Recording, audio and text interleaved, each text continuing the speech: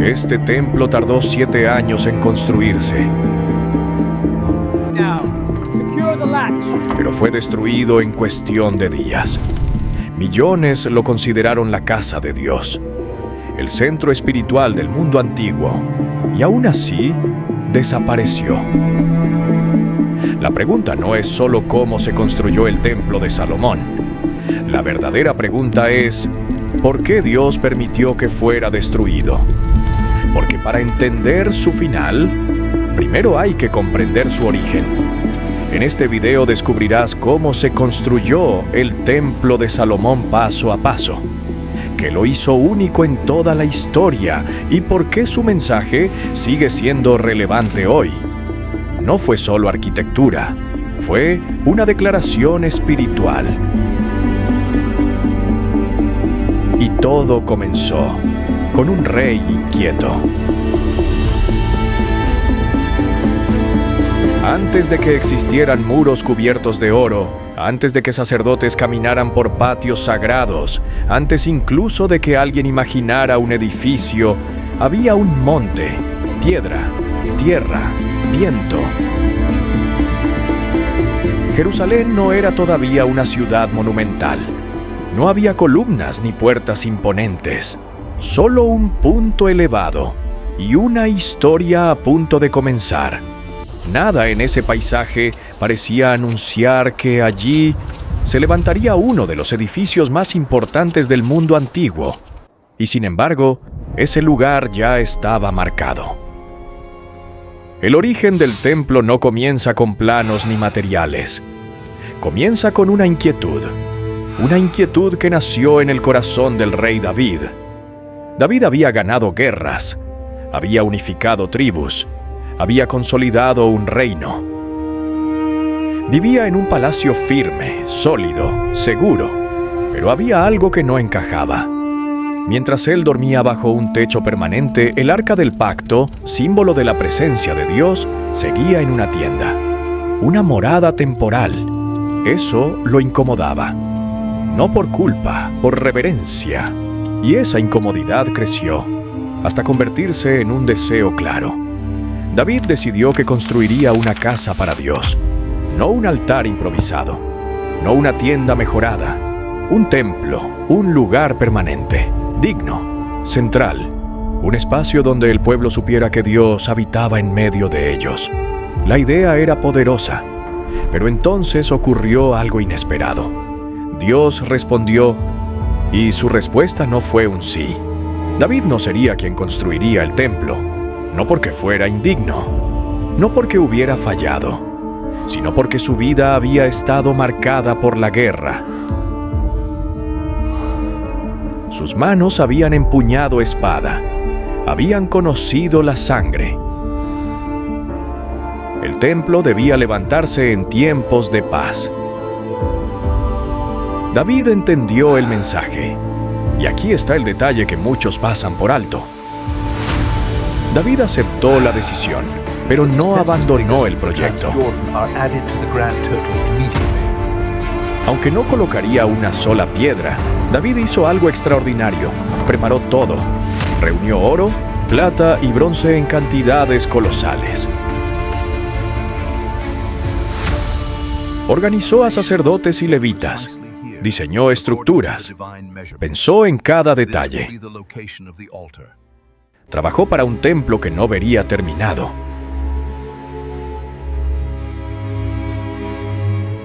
No buscaba reconocimiento, buscaba fidelidad. Porque entendió algo esencial. Los proyectos más grandes no siempre se completan en una sola vida. El sueño no moriría con David, pasaría a su hijo, a un joven que heredaría no solo un reino, sino una responsabilidad abrumadora. Porque construir un templo para Dios no era solo una obra arquitectónica, era una prueba espiritual.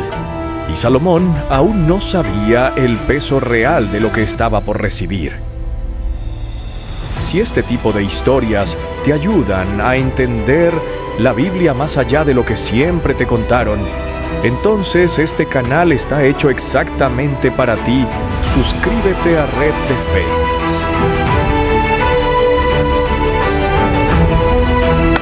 Y lo que viene ahora marca el verdadero comienzo de la construcción. David preparó el camino. El sueño estaba listo. Ahora era el turno de su hijo. Y la historia apenas comenzaba.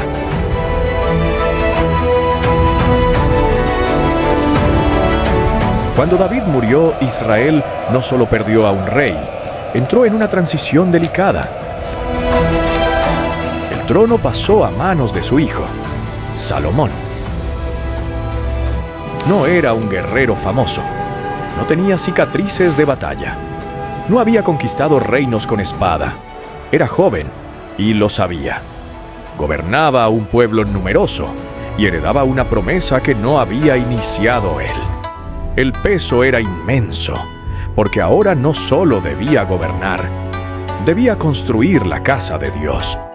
En uno de los primeros momentos de su reinado, Salomón tuvo una oportunidad única. Dios le ofreció pedir lo que quisiera. Muchos habrían pedido poder, otros riqueza, algunos seguridad frente a enemigos. Salomón pidió algo distinto, pidió sabiduría. No para engrandecerse, sino para gobernar con justicia. Y esa petición lo marcó para siempre, porque el templo que estaba por construirse no admitiría errores graves, no toleraría improvisaciones. Cada decisión tendría consecuencias eternas. La sabiduría era necesaria, pero no suficiente. Salomón pronto descubriría que gobernar con paz no significa gobernar sin presión. Tribus, expectativas, política interna y un proyecto que requería recursos nunca antes reunidos. El templo no podía fallar y el margen de error era mínimo. Antes de levantar muros, Salomón hizo algo crucial. Ordenó el reino. Dividió la nación en distritos administrativos, estableció sistemas de provisión constantes, organizó turnos de trabajo, decenas de miles de personas participarían directa o indirectamente. Canteros, carpinteros, transportistas, supervisores, nada se dejó a la improvisación, porque el templo no se construiría con entusiasmo momentáneo, sino con constancia sostenida. Salomón sabía algo importante. Israel no tenía todos los recursos necesarios. Así que miró más allá de sus fronteras. Selló una alianza estratégica con Irán. Desde el Líbano llegarían los mejores cedros del mundo antiguo. Madera recta, resistente, duradera. A cambio, Israel enviaría alimentos, trigo y aceite. No era solo comercio, era cooperación. El templo comenzaba a construirse mucho antes de que alguien pusiera una piedra. Planes trazados, recursos reunidos, alianzas firmadas. Todo parecía estar preparado.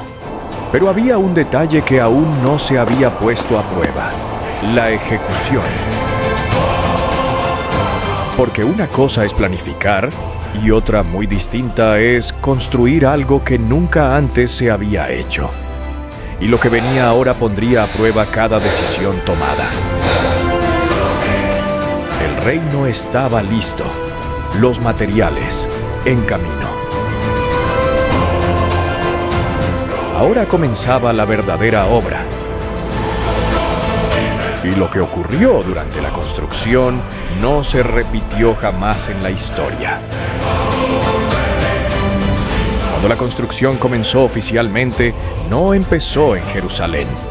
No hubo ceremonias públicas. No hubo multitudes observando. La obra inició lejos del monte, en lugares que casi nadie vería. Bosques espesos, canteras profundas, rutas largas y polvorientas. Antes de que una sola piedra tocara el lugar sagrado, el templo ya estaba siendo construido, pieza por pieza, en silencio. Nada podía fallar, porque lo que se levantaba no era un edificio más. Las piedras del templo no se cortaron en Jerusalén. Fueron extraídas de canteras distantes y talladas por artesanos especializados. Cada bloque era medido con precisión, cada ángulo revisado, cada superficie terminada. ¿Por qué tan lejos? Porque el monte del templo no debía contaminarse con ruido, ni con golpes, ni con caos. El lugar destinado a la presencia de Dios debía permanecer en calma. Así, cuando las piedras llegaban, encajaban perfectamente, sin martillos, sin correcciones. El templo se elevaba, sin sonido. La madera utilizada no era común. Los cedros del Líbano eran legendarios en el mundo antiguo. Altos, rectos, resistentes al tiempo y a la humedad. Estos árboles no se cortaban de cualquier manera. Se seleccionaban con cuidado. Se trabajaban durante meses. Luego eran transportados por mar y arrastrados por tierra hasta Jerusalén. Cada viga representaba un esfuerzo colectivo. Cada tronco, una decisión consciente. El templo no se construía rápido. Se construía para permanecer. Pero el elemento que hacía al templo verdaderamente único era el oro. Oro en cantidades difíciles de imaginar. Oro cubriendo paredes, puertas y utensilios. Oro trabajado con una delicadeza extraordinaria. No era ostentación, era simbolismo. El oro representaba lo incorruptible, lo que no se oxida, lo que no se degrada con el tiempo. Cada superficie dorada recordaba una verdad. La presencia de Dios no es común, es sagrada. Y aquí aparece uno de los detalles más extraordinarios de toda la historia. Durante toda la construcción del templo, no se escuchó el sonido de martillos, ni cinceles, ningún golpe, ningún estruendo.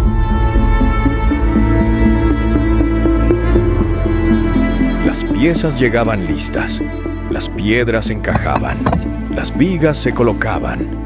El edificio se levantaba como si se ensamblara a sí mismo.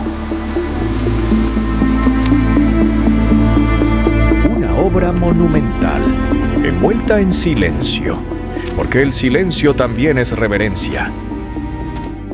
La construcción tomó 7 años completos, 7 años de precisión, 7 años de constancia, 7 años sin atajos.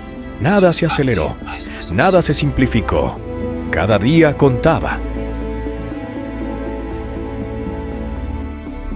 Porque este templo no solo debía verse impresionante, debía ser digno.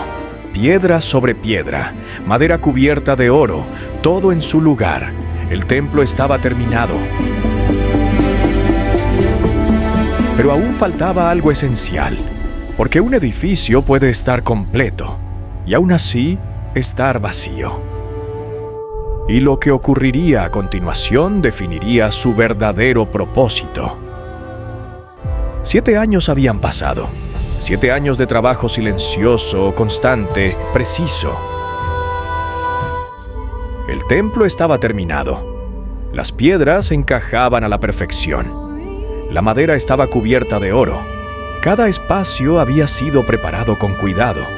Pero aún no era un templo. Era una estructura impecable, vacía, porque un templo no se define por lo que se ve, sino por lo que lo habita. Y ese día había llegado. Salomón convocó a todo Israel, ancianos, sacerdotes, levitas. La ceremonia no fue rápida, fue lenta, medida, cargada de significado. El arca del pacto avanzó hacia el lugar santísimo. Cada paso recordaba al pueblo que Dios había caminado con ellos desde el desierto. El arca fue colocada en el centro. Entonces Salomón se adelantó, no como un rey orgulloso, sino como un siervo consciente de su límite. Salomón oró. No fue una oración breve, ni superficial. Reconoció que ni los cielos podían contener a Dios, mucho menos un edificio hecho por manos humanas. Y aún así, pidió algo profundo: que ese lugar fuera un punto de encuentro, que las oraciones fueran escuchadas, que el perdón encontrara respuesta. El templo no pretendía encerrar a Dios, pretendía orientar al pueblo, recordarles dónde mirar cuando todo fallara. Entonces sucedió. Una nube descendió, la gloria llenó el templo. Los sacerdotes no pudieron permanecer de pie. La presencia era demasiado intensa. No hubo aplausos, no hubo celebraciones ruidosas, solo asombro. El templo dejó de ser una obra humana y se convirtió en un lugar santo. La construcción había terminado. La historia comenzaba. Siglos después, el templo sería destruido. Las piedras caerían. El oro desaparecería. Pero su mensaje no se perdió, porque el templo de Salomón nunca fue solo un edificio. Fue una enseñanza viva. Dios no busca estructuras impresionantes, sino corazones preparados. La verdadera construcción no es de piedra ni madera, es interior. El templo fue concebido con sabiduría, levantado con paciencia y llenado con presencia. Y aunque ya no se levante en Jerusalén, su significado sigue en pie. Porque la historia del templo no terminó con sus muros. Continúa con cada persona que decide preparar un lugar para Dios. Si este tipo de historias te ayudan a comprender la Biblia con mayor profundidad, este canal está hecho exactamente para ti. Bendiciones. Hasta el próximo video.